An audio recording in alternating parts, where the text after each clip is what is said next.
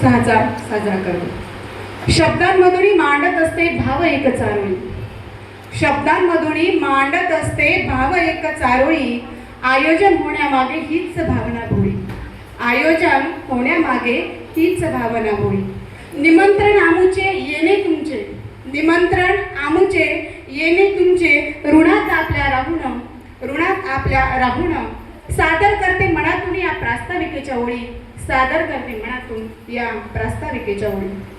मी आदरणीय व्यासपीठ, माझ्या शाळेतील सर्व कर्मचारीवृंद, महिला कर्मचारी आणि माझ्या लाडक्या विद्यार्थिनींचं या ठिकाणी मनातून, मनापासून मनापर्यंत सर्वप्रथम मनातून स्वागत करते आणि आजच्या प्रास्ताविकाला मी सुरुवात करते।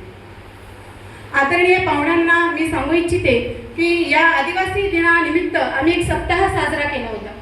या सप्ताहामध्ये आम्ही विविध स्पर्धांचं आयोजन केलं होतं। त्यामध्ये निबंध स्पर्धा, ते निबंध स्पर्धा आम्ही घेतल्या सर आणि निबंध वाचले विद्यार्थ्यांचे। तर जो काही आदिवासी समाजाचा संस्कृतीचा वारसा आहे तो त्यांच्या शब्दांमधून आम्हाला बघायला मिळाला आणि अतिशय सुंदर असं लेखन या विद्यार्थ्यांनी केलं। त्यानंतर या आमच्या चिमुकल्यांसाठी चित्रकला स्पर्धा आयोजित केली होती, ते सुद्धा अतिशय स्तुत्य असा उपक्रम आम्ही आमच्या शाळेमध्ये राबविला।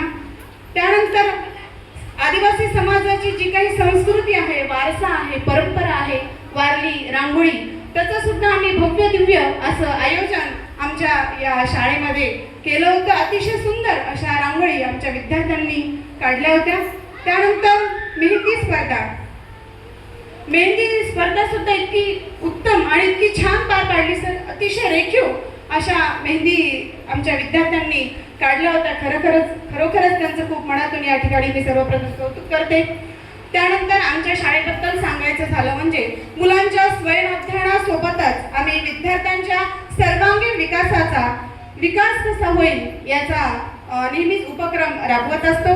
त्यामध्ये आमचे मार्गदर्शक आदरणीय श्रीमान यवतमाळ वाशिम लोकसभेचे लोकप्रिय खासदार आदरणीय संजय भाऊ देशमुख यांच्या मार्गदर्शनातून आणि त्यांच्या सुविद्य पत्नी सौ वैशालीताई संजयराव देशमुख या ईश्वर फाउंडेशन सामाजिक कार्य करतात, त्यांच्या संकल्पनेतून आम्ही आमच्या शाळेतील विद्यार्थ्यांसाठी विविध स्पर्धांचं आयोजन दरवर्षीच करत असतो।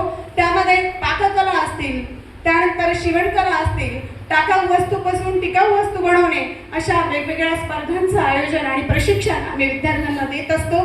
त्यासोबत जे काही टाकाऊ वस्तूपासून टिकाऊ वस्तू बनवलेल्या आहेत त्याचं प्रदर्शन सुद्धा आम्ही आमच्या शाळेमध्ये भरवलं होतं आणि त्या पाठीमागे विद्यार्थ्यांच्या कलागुणांचा विकास कसा होईल आणि त्यांच्या सुप्त कलागुणांना वाव कसा मिळेल हे नेहमीच आम्ही अभ्यासत असतो। त्याचबरोबर आमच्या शाळेतील 10वी आणि 12वीचा जो काही निकाल आहे त्याची परंपरा 100% निकालाची परंपरा आम्ही कायम ठेवलेली आहे। त्यामध्ये आमच्या शाळेमध्ये जे आमचे लाडके दोन्ही दिलदार आणि कलाकार असे दोन्ही मुख्याध्यापक आदरणीय गायके सर आणि आडे सर यांचं मोलाचं असं मार्गदर्शन, त्यासोबत विशेष प्रावीण्य असलेले शिक्षक आमच्या शाळेमध्ये आहेत आणि ते सतत त्यांची मेहनत आणि विद्यार्थ्यांची धडपड यामुळेच आम्ही निकालाची परंपरा कायम राखू शकलो। त्याचबरोबर किशोरवयीन मुलींसाठी आम्ही समुपदेशनाचे कार्यक्रम नेहमी आमच्या शाळेमध्ये राबवत असतो। त्यामध्ये त्यांच्या वैयक्तिक समस्या असतील, आपल्या शरीरामध्ये होणारे बदल असतील, त्याबद्दल त्यांना समुपदेशनाचे तज्ज्ञांचं मार्गदर्शन घेऊन आम्ही वेगवेगळे कार्यक्रम आमच्या शाळेमध्ये राबवत असतो। त्याचसोबत भव्य आणि दिव्य अशा स्नेहसंमेलनाचं आयोजन सुद्धा आम्ही आमच्या शाळेमध्ये सतत 2 दिवस म्हणा 3 दिवस म्हणा आम्ही खूप छान पद्धतीनं स्नेहसंमेलनाचा कार्यक्रम सुद्धा आम्ही आमच्या शाळेमध्ये राबवत असतो। एक विशेष बाब मला या ठिकाणी सांगावीशी वाटते की आमची शाळा विद्यार्थ्यांच्या दृष्टिकोनातून, सुरक्षिततेच्या दृष्टिकोनातून CCTVच्या कॅमेऱ्याच्या निगराणीमध्ये आहे की प्रत्येक विद्यार्थी कसा आमचा सुरक्षित राहील हे त्या पाठीमागे आम्ही पाहत असतो। त्याचबरोबर आम्ही तालुका स्तरामध्ये विज्ञान प्रदर्शनीमध्ये सुद्धा आमचा प्रथम क्रमांक आमच्या शाळेचा आलेला होता। त्यासोबत विशेष कौतुक म्हणजे क्रीडा क्षेत्रामध्ये विशेष प्रावीण्य आमच्या विद्यार्थ्यांनी मिळवलेलं आहे।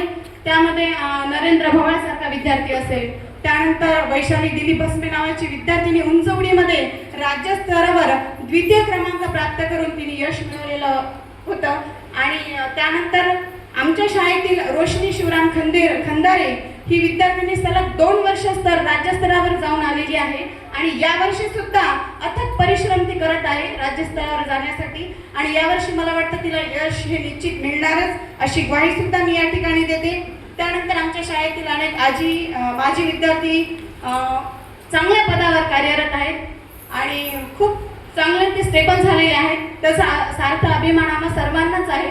त्या पाठीमागे आमच्या शाळेतील सर्वांचं मुलाचं असं मार्गदर्शन शिक्षण हे आहे. आणि दिवस आजचा घेऊन आला उरात काही स्वप्ने, दिवस आजचा घेऊन आला उरात काही स्वप्ने, पुन्हा नव्याने नवीन भावे नवे नवेसे गाणे, पुन्हा नव्याने नवीन भावे नवे नवेसे गाणे, नवीन हेतू नवीन ध्येय नवीन उमेद नवी आशा, नवीन हेतू नवीन ध्येय नवीन उमेद नवी आशा, कठीण आहे प्रास्ताविकेतून सारे सांगून पाहणे, कठीण आहे प्रास्ताविकेतून सारे सांगून पाहणे. एवढं बोलते आणि माझ्या प्रास्ताविकेला मी विराम देते. धन्यवाद.